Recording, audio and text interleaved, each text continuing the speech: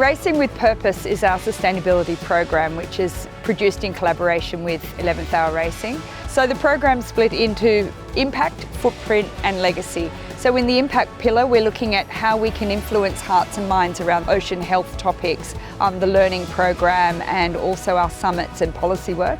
In footprint, we look at how we can make sure we walk the talk. So that's producing the event as sustainably as possible, looking at topics such as circularity, single-use plastic, obviously our greenhouse gas emissions, sourcing, seafood is an especially important topic. And then in legacy, this is where our program elements such as science and our diversity and inclusion and also community engagement sit.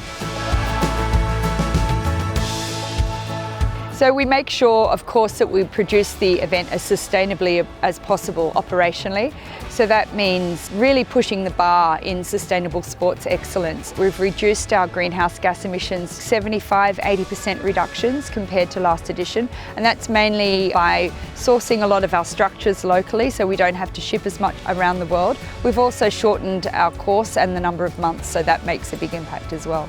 Something that we're doing this edition of the race is measuring our plastic footprint. So this is something that has never done.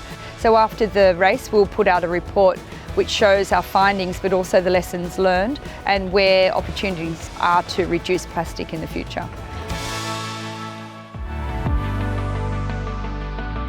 Through 11th Hour Racing's sponsorship with the Ocean Race and 11th Hour Racing sailing team, we have created the One Blue Voice immersive experience in collaboration with the Ocean Race.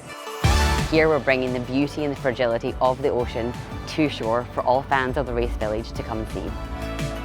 This multi-sensory experience combines the sights and sounds of the ocean along with hologram and interactions so people can experience and hear from the ocean itself. The One Blue Voice immersive experience has been adapted into 6 different languages and has been featured at 7 stopover cities throughout this edition of the Ocean Race. We've had over 120,000 people through the One Blue Voice immersive experience. 28,000 people have signed the One Blue Voice petition to show their support for the Universal Declaration of Ocean Rights, which will be presented to the UN General Assembly in September of 2023.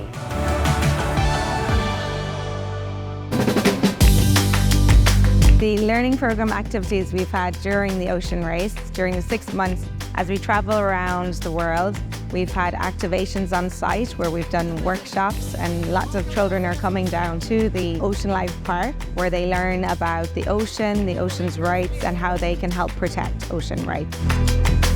We've also had Wisdom's Way where we've had over 10,000 children learning about different sustainability points within the Ocean Life Park. Over 30,000 school children have come and visited the Ocean Life Park and been inspired by the race. For me, one of the greatest things to see about the learning program with the Ocean Race is how the kids are really inspired and want to be champions for the sea. This edition of the race really has shown how sport can change the world.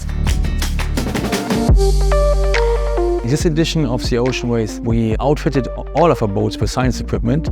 We had 1 automatic microscope on board, 2 boats equipped with microplastic filters, Leo and Holcim, and we had 2 boats equipped with a so-called ocean pack, Malizia and 11th Hour. For the first time we sampled eDNA. E stands for environmental. So we want to see the diversity in the ocean, starting from bacteria and finishing with large marine mammals.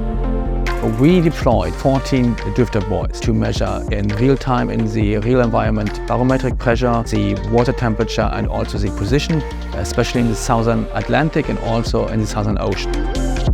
We gathered more than 4 million data points during these 7 legs. This helps our science partners to investigate deeper the current climate change and ocean change. The series of Ocean Race summits that we've hosted throughout this edition of the race have been profound. We've brought together many different people from different walks of life, thought leaders who are caring for the ocean and want to see a better future for the ocean.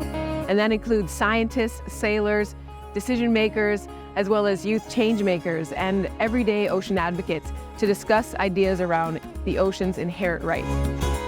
The results of the summits have been fantastic. We've hosted summits on 4 different continents, and we've had over 100 speakers included, as well as over 500 participants. And our main point of discussion is thinking about the idea of giving the ocean its inherent rights. The ocean is not just a place that we can pull from and extract from, it's a place that deserves the right to thrive, and that's what we're working toward.